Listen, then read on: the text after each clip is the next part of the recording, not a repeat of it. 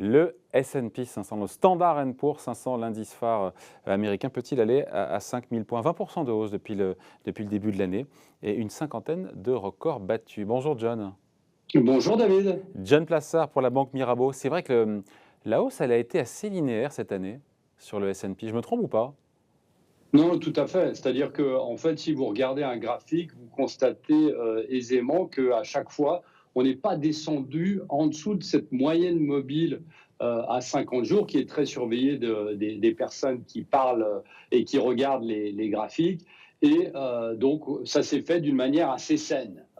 Maintenant, ce qu'il faut rappeler ici, c'est que plus 20%, 20% ou plus, depuis le début de l'année, ce n'est pas quelque chose d'extraordinaire. Puisque si vous prenez les statistiques, David, depuis les 100 dernières années, dans 36% des cas, vous avez une hausse de 20% ou plus. Et si vous prenez maintenant les 100 dernières années, vous avez 26% de chances que ce soit en dessous, que vous ayez une perte. Donc, qu'est-ce que ça veut dire? Ça veut dire que, en fait, dans 36% des cas, vous avez 20% ou plus. Dans 20% des cas, vous avez une perte. Ce qui veut dire que On a plus de chance.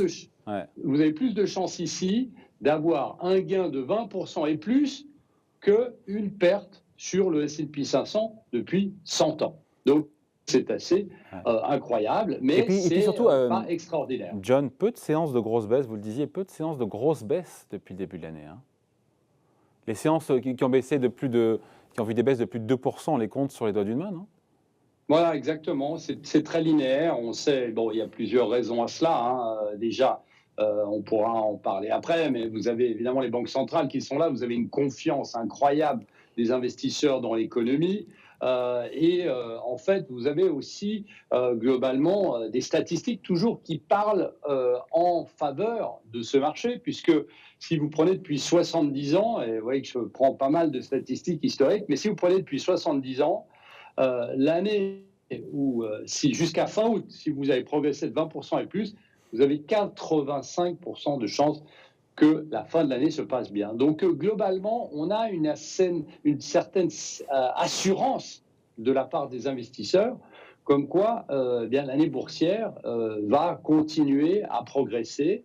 Vous avez aussi quelque chose qui est assez différent de l'année passée, c'est-à-dire que l'année passée, vous aviez surtout les grandes capitalisations technologiques, les fameuses FANG. Qui ont fait la tendance, qui globalement faisaient la tendance. Elle est mieux répartie aujourd'hui entre les différents secteurs. Exactement. Il n'y a pas seulement un secteur qui progresse. Vous avez différents secteurs, notamment le secteur de l'énergie aux États-Unis qui a rattrapé un peu son retard. Vous avez le secteur financier qui a aussi rattrapé un peu son retard. Et en fait, vous voyez que c'est plus linéaire, plus graduel et moins dans l'excès des secteurs. Alors, évidemment, lorsqu'on regarde un graphique depuis la baisse qu'on a eue en mars 2020. Vous vous souvenez, David, lorsque le marché s'est effondré à cause du coronavirus, on a vu que le S&P 500 a gagné plus de 100% par rapport à mars dernier. Donc effectivement, sur une courte durée, c'est assez incroyable ce qui est en train de se passer. Si les statistiques passées plaident pour l'absence de correction sur la fin de l'année, encore une fois, ça reste des statistiques passées. Sur le risque majeur qui nous attend, encore une fois, d'ici à la fin de l'année, on se dit qu'évidemment, c'est cette erreur de politique monétaire qu'on ne voit pas jusqu'à présent, avec une Fed, un Jérôme Powell qui devra se découvrir et nous dire à quel moment et pour quel montant il démarre son tapering. Il est réduit tous les mois. Il allège ses rachats d'actifs. Si c'est 10 milliards par mois, si c'est 15 milliards, si c'est 20 milliards, ce n'est pas tout à fait la même histoire. Exactement. On arrive en fait à ce point que tout le monde considère comme... Voilà, exactement. Ce point, je dirais, de non-retour par rapport à cette aide qu'il y a sur l'économie, c'est-à-dire ces fameux rachats d'actifs. On a en septembre, fin septembre, on a la réunion de la Fed, où là, on devrait avoir un calendrier, mais qui ne devrait pas commencer vraisemblablement avant novembre.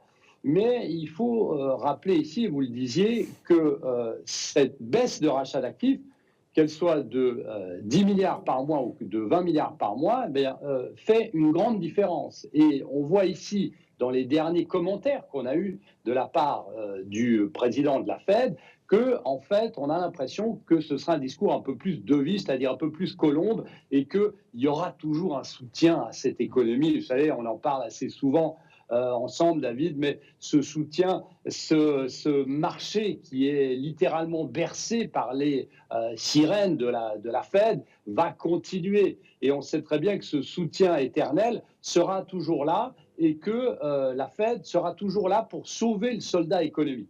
Alors, de ce côté-là, on n'a pas tellement de problème, mais la surprise pourrait potentiellement venir, pourquoi pas, de la Banque centrale européenne, puisque on a vu ces derniers jours de plus en plus de membres, et surtout des membres des pays, comme on dit, des pays du Nord, notamment de l'Allemagne et de leurs alliés, eh bien, plaident en faveur d'une baisse de l'aide en faveur de l'économie, de ce fameux programme d'urgence qui s'appelle le PEPP, Ouais. programme d'urgence qui a été mis en place pendant le coronavirus. Et on voit qu'ici, eh bien, certains membres de la Banque centrale européenne seraient capables de dire qu'il faut alléger le soutien à l'économie. Donc ça, ce serait un peu plus un choc si Christine Lagarde devait aller en ce sens. Je ne le pense pas, mais ça pourrait être un choc si effectivement elle décide avant. Vous vous souvenez que, vous savez que l'Europe a un cycle de retard, cycle économique de retard sur les États-Unis,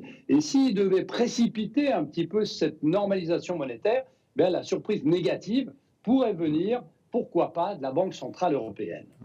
C'est un risque qu'on peut pointer, mais ça ne semble pas être un risque dont l'occurrence est très très élevée quand même. Oui, c'est très réduit, surtout qu'on sait que, on l'a répété, plusieurs membres de la Banque centrale européenne ont répété que ça devait être en mars de l'année prochaine que ce fameux Exactement. programme d'aide d'urgence, le PEPP, devait s'arrêter. Mais vous avez d'autres programmes qui sont toujours en soutien et qui peuvent être remontés. Et puis, il faut rappeler une chose qu'on oublie de dire, c'est que au sein de la Banque centrale européenne, vous avez plusieurs membres qui sont pas d'accord entre eux. Ils ont mis ces dissonances de côté, évidemment, lorsqu'il y avait cette crise du coronavirus. Mais là, on voit que certaines voix, notamment allemandes, sortent du bois, je dirais, pour dire qu'aujourd'hui, il faut arrêter d'inonder ce marché avec de la liquidité. Mais j'en reviens juste, John, j'en reviens à notre histoire du S&P 500 parce que la question, c'est comme ça, c'est voilà, est-ce qu'il peut aller à 4000, est-ce qu'il peut monter à 5000, à supposer qu'il n'y ait pas d'erreur, encore une fois, et que la Fed n'y aille pas trop fortement en matière de réduction d'achat d'actifs, on peut rester sur cette tendance. Sachant que la Fed peut très bien aussi, d'ailleurs, annoncer peut-être un montant supérieur à ce que les marchés attendent et après rétro-pédaler aussi. Hein. C'est pas figé. Oui, tout à fait. C'est ce qu'on appelle la flexibilité des banques centrales. 4000, disons que 4800, on devrait y arriver. 5000, c'est dans la position optimiste. Pas oublier qu'il y a plusieurs mois de ça, lorsque j'avais dit 4500, on avait dit que j'exagérais. Aujourd'hui, on est à plus de 4500. Et les 4800 peuvent être touchés avant la fin de l'année. Maintenant, il ne faut pas oublier qu'il y aura, à cause de ces rendez-vous, et vous l'avez dit, elle peut rétro-pédaler, les discours peuvent être différents, les variants Delta et les statistiques économiques, puisqu'on a les chiffres de l'emploi cet après-midi aux États-Unis, peuvent amener beaucoup plus de volatilité sur les marchés. Alors ça peut être un peu moins linéaire, mais évidemment, il y aura, on a vu, et vous l'avez dit, à chaque fois qu'on a des baisses de 2% ou plus cette année, eh bien, les marchés où les algorithmes rachètent directement ce qu'on appelle les creux de marché. Et ça devrait continuer en tout cas jusqu'à la fin de l'année avec, comme on le disait avant, pas seulement un secteur qui est le secteur de la technologie qui tire sur le marché, mais aussi d'autres secteurs, et notamment le secteur de l'énergie avec la progression et la hausse du prix du baril, et puis de l'autre côté, aussi avec les banques qui, elles, vont bénéficier du secteur bancaire qui va bénéficier d'une potentielle hausse des rendements lorsqu'on parlera de ce fameux tapering, cette baisse des rachats d'actifs. Il nous reste 30 secondes, John, à celles et ceux qui ne sont pas comme vous et qui font le parallèle avec les années 87 et le krach boursier. Vous leur répondez quoi? Comparaison n'est pas raison, vous allez me dire, c'est ça Tout à fait, exactement. C'est très difficile de faire la comparaison. Déjà, parce que les banques centrales étaient moins en soutien qu'aujourd'hui. Alors, vous me direz, on est sous perfusion, c'est horrible, oui, mais soit c'est un fait. Donc ça, c'est la première des choses. On était dans une situation où les pays émergents n'avaient pas autant de croissance et de soutenabilité qu'aujourd'hui. Et puis aussi, il y a une chose qui est très importante à noter, c'est qu'il n'y a pas seulement les banques centrales qui sont entrées dans le jeu, mais aussi les gouvernements avec les plans de relance, ce qui n'était pas le cas en 1987. Et donc ici, on est dans un paradigme qui est totalement différent, mais effectivement, comme vous le dites, David, de plus en plus de gens font cette comparaison avec 87, où on avait la même progression en début d'année, et tout d'un coup, le marché avait cassé. Et il ne faut pas oublier qu'en 87, c'est la seule exception, David, où le marché, qui avait déjà pris 20% jusqu'à fin août, avait baissé de 25%, de près de 25% en deuxième partie d'année. Donc évidemment, ce n'est pas un scénario. On n'espère pas que ça arrive, mais c'est arrivé en 1987, effectivement. Merci. Explication, point de vue signé John Plassard pour la Banque Mirabeau. Merci John. Salut. Merci David.